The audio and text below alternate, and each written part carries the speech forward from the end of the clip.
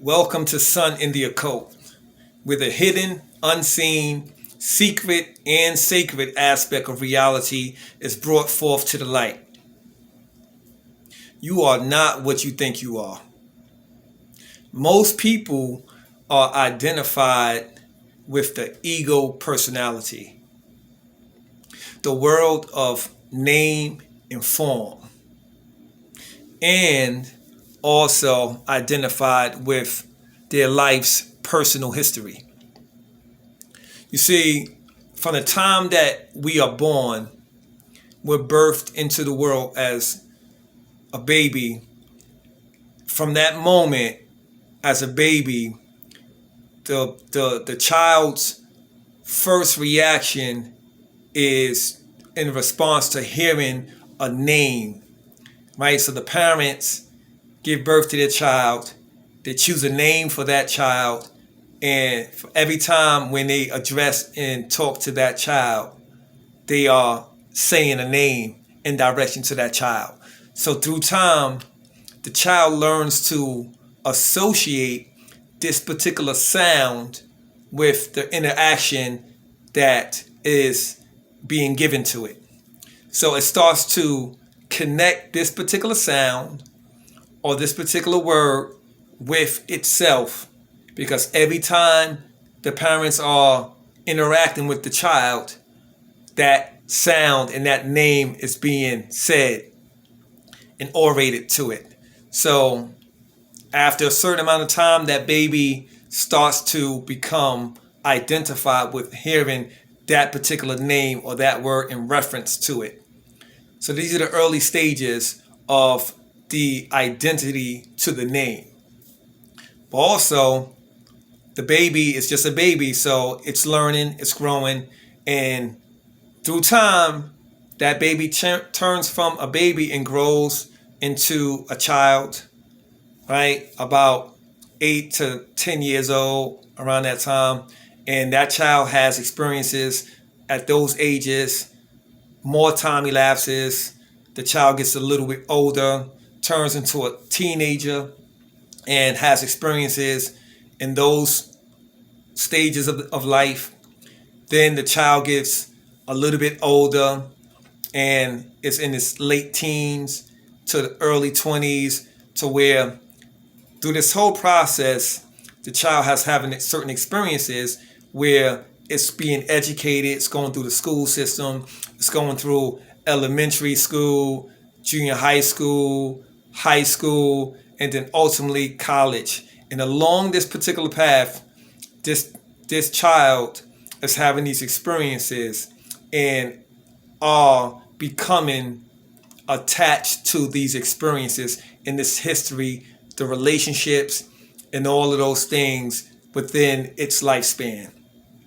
Now, what begins to happen is that at that stage in your life, you're only really connected to that which you have, real close awareness of.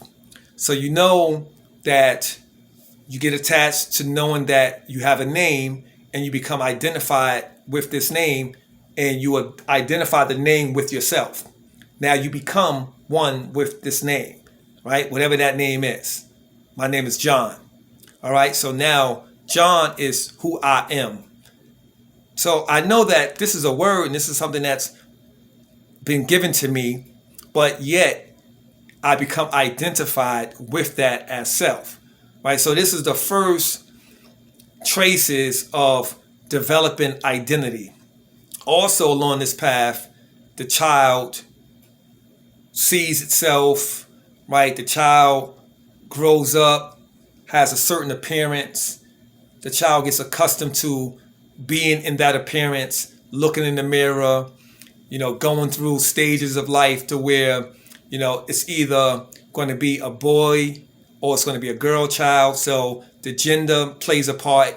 I am either a young boy or a young girl, right? That they become identified in depending on the gender of the child, right? So the gender, the sex, all of that stuff, the child becomes identified with as it grows. it becomes accustomed and become aware of themselves on this level.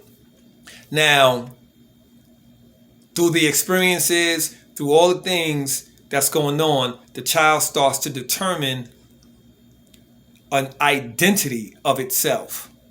And for so many years of your life, going through these stages of growth, right? Your natural everyday interaction and what you come in close contact with on a day-to-day basis becomes your experience. So you become very experienced in being who you are as a child, right? Dealing with people knowing you, people identifying you, knowing your name, then also getting a little bit adjusted to who you are in terms of personality. That means characteristics, traits, mannerisms, different things of that nature. So as a child grows, right, all of this stuff is learned. It's a process of growth and development where the child is actually learning these things, right? You learn these things from your parents and from your educators. So now you start to gain knowledge and information that you're learning. And through this process of maturity, you begin to grow into a particular person and you become identified in this person. This is what we are calling the ego personality. Most people in their whole lifetime never get out of this identity or attachment to the identity of themselves on this level, or they never come to terms with the reality that there is more to them in their existence than just these things, right? So let's move on. People move on and a whole lifetime stay in that mode of identity. It's how they identify with themselves, right? So if you're one of those people that are identified with yourself based on your name, your form, your body, your life's personal history, right? The past experiences, the behavior that you display, the characteristics, the thoughts, the feelings, and those actions, those behavior patterns, all of those things to where a person believes that that is what they are. If you're in that space, then that means that you have never outgrown the ego personality. And you probably never gained a realization that there is a higher state of your existence that you may have had some experiences with or knowingness of, but really never came into full realization of yourself on that level, right? So that means that you are really still connected to the false self, right? So in this particular state of existence, you are basically identified with the objective reality, the world of phenomenon, right? So it's the physical world that we become accustomed to and that we become identified with. And it never dawns on us that there is a higher state to your existence. At some point in life, some people have an awakening or calling or come to terms with something that is much more than what they're accustomed to on a basic level of awareness. And then you start to realize that there's a contradictory aspect to your being. And people start to say, okay, if I'm this way, then I'm this way, then I can't be that way. And then it becomes somewhat of what we call a Hegelian dialectic, to where you're either this or you're either that, right? There is the synthesis and the antithesis. So with that being said, looking at life from that viewpoint, right, you're never going to grasp a true understanding of that what you really are.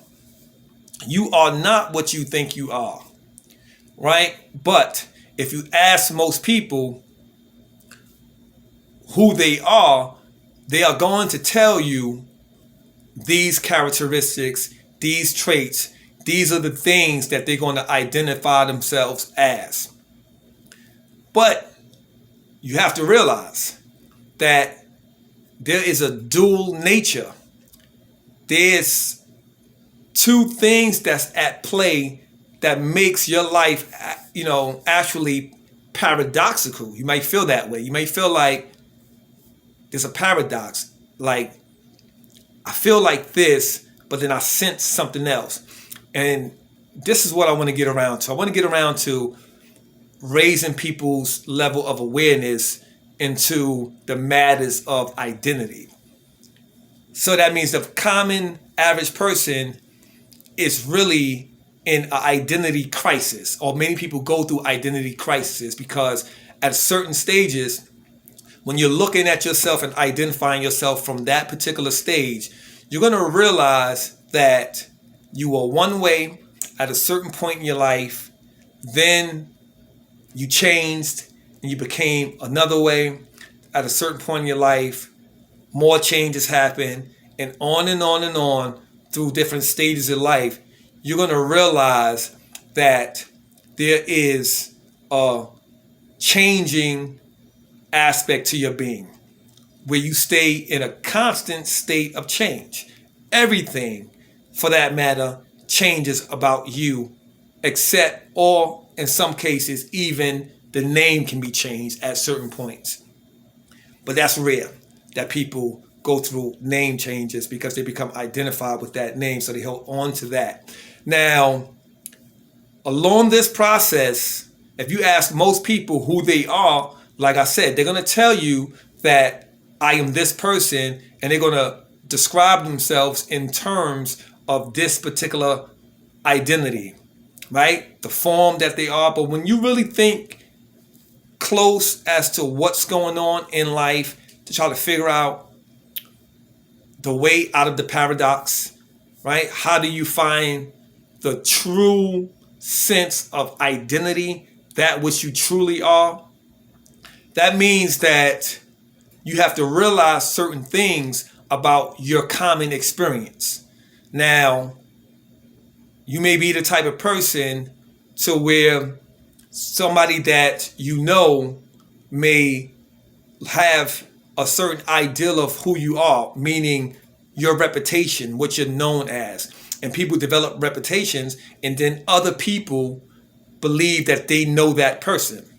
And then now, not only are you identifying yourself by those things, but then also you become even more ingrained into that belief of that identity of yourself through others' belief and identity of you as that as well.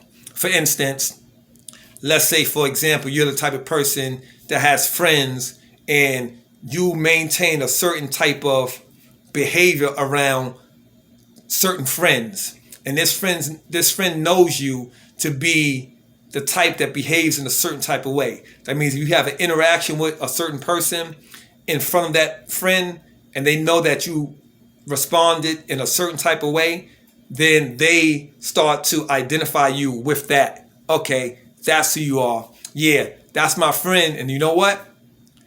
He don't play no games, right? He don't bite his tongue. He's the type that, with like anybody say something slick, he's going to let that be known. He's going to address you and put you in your place. That's who he is, right? He don't play no games. And then that's an identity that's becoming attached to you. And through that person's identity of you, right? For that person identifying you with that, and they say that to you, then now you feel obligated to be that person, right? But the truth of the matter is, all of this is a fallacy and a falsehood. It's not the truth of who and what you are. So, we want to get to the bottom line of what I'm speaking about. We're talking about the ego, personality, or what I would say the false self. This is an issue that's concerned with identity. Let's get back to what I'm speaking about. So, if you ask most people who they are, most people are going to tell you, okay, my name is such and such. My name is John, for instance. All right, my name is John, and I am 35 years old. I'm from this particular city. I was born and raised in the city and grew up in that city and went through all stages of school, elementary, junior high school, and college in this city, and then went on to a career in this city. So now who I am, or who I take myself to be, is this John, and all of my experiences for 35 years of my life, I become identified as that particular person. And then this is what you know of yourself. But if you pay very close attention to yourself, you'll realize that there's sometimes there's subtle occurrences in life that you have, to where there's little awakenings that you wake up to in the midst of, levels of awareness. You'll realize that, wow, as you start to age, you know that at certain points of your age, the body starts to change. And then you can recall a time in your past where maybe you were much slimmer and maybe you have put on some pounds, right? So you can remember a time to where, right, your physical body and your physique looked different. And the people that know you when you look that way, that haven't seen you up to this date, still think that of you, right? So even as you recall these different stages in your life where you're going through changes, you'll realize and say, wow, okay, so I'm not the same, right? So if we talking about identity is something that is unchanging. So whatever your identity is, it's a thing that's unchanging. It's what you are identified as. It's what you are, or what the reality of you is. That's what we're talking about. But when you pay attention to what I'm speaking about, we're talking about the phenomenal realm of existence. So this is the realm of name and form. And so we're talking about the material realm, or the material universe. And in that realm, it's in a state of constant flux. It's in a constant state of change, which means that there are many things that come, have a birth, right? Have a growth in the maturation period. Then it has a declining, disintegrative, and ultimately to a death period. But there's a beginning and an ending to it, right? It's the world of manifestation, right? There's a beginning and the end of what we call life and death. And people are identified with themselves on this level. So people that identify themselves on this level are in need of awakening. They need to awaken to a greater state of awareness in terms of self. And as this happens for some people, and sometimes in a lifetime, it never happens for others. And the reason why is because you have to have a calling and have to be sensitive to kind of figuring out yourself on that level. So again, we're speaking about how you identify yourself. Are you still trapped in the ego personality? Now, if you still look at yourself as a person, that means that you're this name, you're this form in this body. You would have to agree that you have gone through many changes apart and except for the name change, right? So the name is something you hold on to. But throughout life, throughout your travels and stages of growth, you recognize that your body is constantly changing. When you was a baby, you had a body that you had as a baby. You grew, you got a little bit older, then you was a child. The body changed, right? Maybe the height and the weight changed, right? You got a little bit older. Again, more changes, right? The height and the weight changed, right? Also, you go through a maturation period where other things change when you go through puberty. So now in cases of men, young boys, the voice changes. Young girls, the body starts to change. They start to develop, breasts and things of that nature when they go through this hormonal change, right? But you recognize the changes. But when we talk about what you are, most people are identified, even though they can bear witness that they have changed and they are constantly changing. But if you ask them who they are, they can recognize that there's a dual nature going on within their being, but most people never put it together, right? Because there's a part of you that is constantly in change, and there's a part of you that is unchanging. It's ever present, and it's not in the scope of the realm of change and form. So this is what we have to come to terms with, realizing what you are on the highest level, the essence and the source of your nature and beingness. That is your identity. And this is what you must seek out and grasp. You must have a union with yourself on that level. And what that means is, at some point, you must transcend this ego personality. Now, people that are still trapped in that ego personality are subject to a lot of mental health issues, because people go through lifetimes where now they believe that they are a list of their successes and failures. And so you have people that have certain experiences where they may have had some unfortunate circumstances to where things didn't pan out or unfold in a way that they would have liked it to pan out. So they may identify themselves as failing. And the more they have the experiences, some people may be prone to become identified by that history, by those experiences. Because in going through those experiences and having that history, there's also going to be feelings and thoughts attached to it. These things are very important.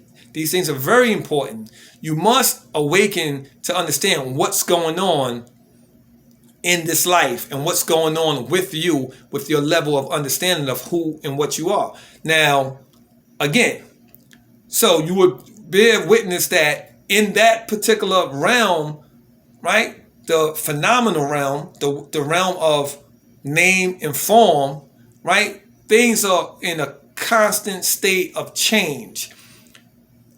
Again, circumstances are constantly changing, right? So you're having successes, you're having failings, things of that nature. Other things are changing. Your thoughts are constantly changing. You're gaining new levels of information and degrees of knowledge and understanding. So your perspective in life changes with time as you grow and learn and become aware of more things, right? Also, your emotions and your feelings change. That change is very, very frequent. Throughout the course of a day, you go through many changes in feelings and emotions. That's what we call moods. So if you go through different moods, that means that there is a change in emotion and feelings, right? So you can identify with that, right? Obviously, as you age, you'll see that your appearance changes, right? Things happen, right? Some people maintain a certain weight for a certain amount of point in their life, then things change, right? We say, okay, a person's metabolism has shifted. Now they having issues to wit, they can't maintain a certain weight that they would like to maintain. They gain weight, right? But those changes are very, they're very apparent to you, right? So you can see these changes, but through the course of your life, there's also, like I said, another occurrence to your existence where you have these subtle occurrences to where you have flashes of there's something more to me, and you realize that, okay, I got to get to the bottom line of what that is. Now, in looking at yourself and trying to identify yourself, you got to be careful as to what you identify yourself with, because that can lead to mental health issues, right? That can lead to midlife crises and all these things. And these are the type of things that you want to avoid. You want to live a fulfilled, happy, peaceful life in existence. But if you stay identified with that ego personality, or what I would say the false self, the world of manifest, the world of phenomenal, the objective reality, we know that you have to at some point transcend that state of consciousness and awareness and identity of self, right? So you have to transcend that, because if you don't, then a lot of phobias and fears can come. And again, like I said, a lot of mental health issues can come as a result if you don't transcend it. Now, again, back to what I'm saying. So you recognize that there's an aspect to you that is in a state of constant change. But yet, when a person asks you who you are, they're talking about your identity. We're talking about something that represents the absolute reality of what you are. That means it is unchanging. It is constant. And this is a part of yourself that most people never become in tune with. Because this part of yourself is what we call the transcendental self. It's what all spiritual seekers are seeking in search of. They're trying to gain connection and awareness to this state of existence, this state of awareness. And what makes it difficult to do is because you live a whole lifetime where you grow accustomed and attached to the occurrences that's familiar. What's familiar to you is this world of form. That name that you've been hearing every time somebody utters John, you respond to. That name, that's you've been carrying that, you've been attached to that, and it's a part of what you identify yourself as. But then also this body. You can't get away from your body. You can't get away from yourself. You've been walking around this whole lifetime in that body. So naturally, even though you know it constantly has been going through changes and you can recognize the changes, right? We all are aware of that, right? The thing about it is we grow attached to the things. Not only that, but also your mind, your level of intelligence, your thoughts, your feelings, right? You start to develop mental conditionings, behavior patterns based on that mental conditioning. And when you do these things repetitively, they become ingrained in your being, in your subconscious, to where now this becomes habitual, right? Something that is involuntary and you don't have to think of it, but you'll do it because it becomes second nature. This is also a part of that ego personality, and people become attached to that as well. But these are the things that we have to let go and transcend.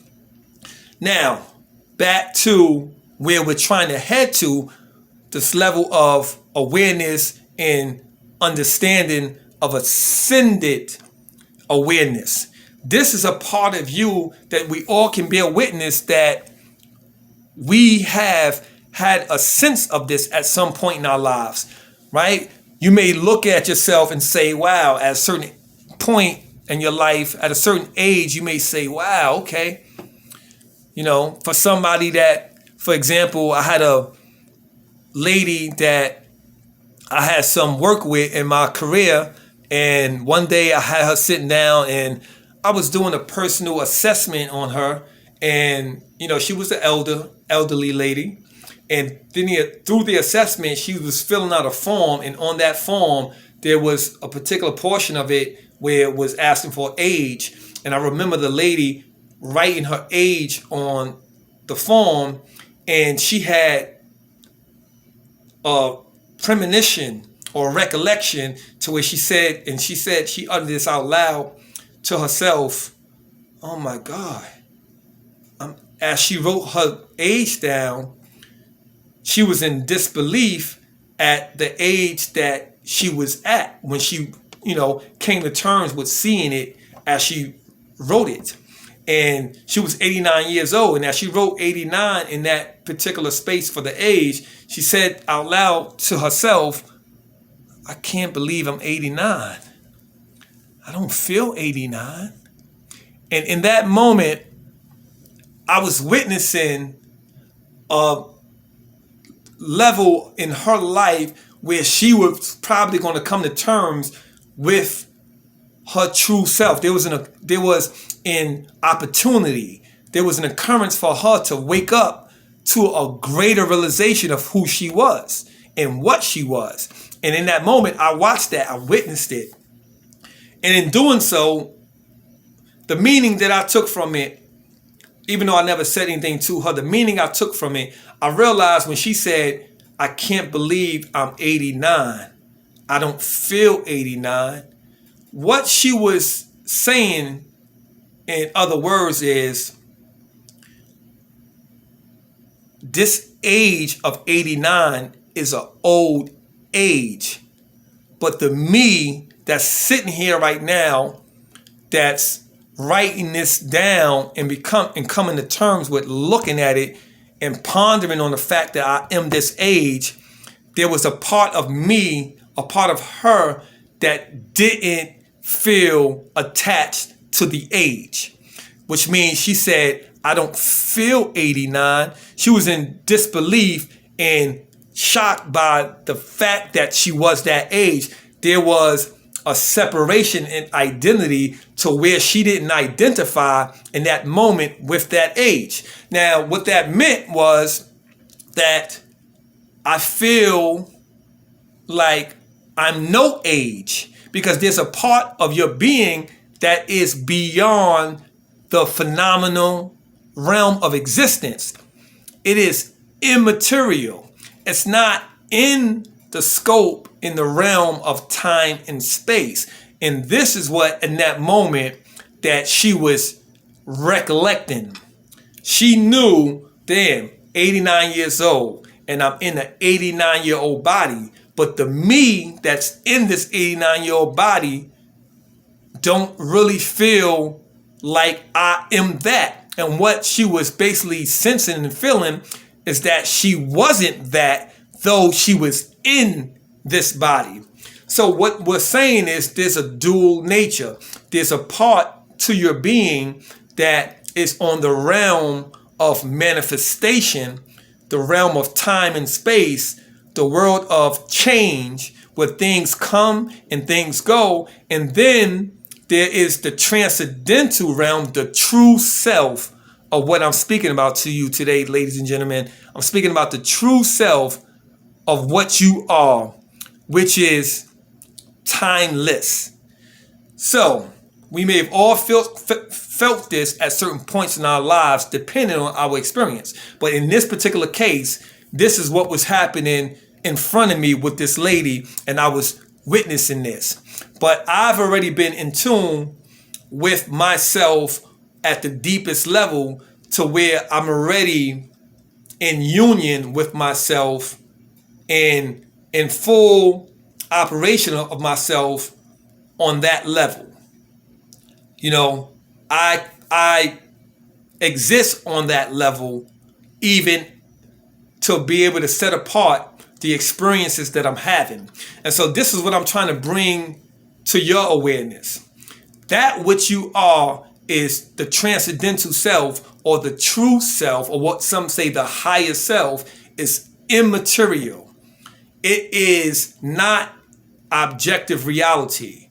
It's subjective. It's formless. It's intangible and beyond time and space. But that part, the ever-present part, is what you are and what you have to gain realization of.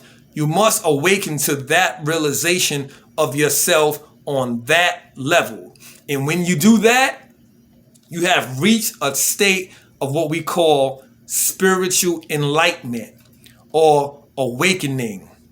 That's what that is. It's just your consciousness expanding beyond the realm of time and space and realizing the ever-present reality that you are. And that's what this video is about. I want all of you out there to wake up to that realization, or at least ponder the experiences, so that way take heed to what I'm saying and make the comparisons in your own life. Investigate.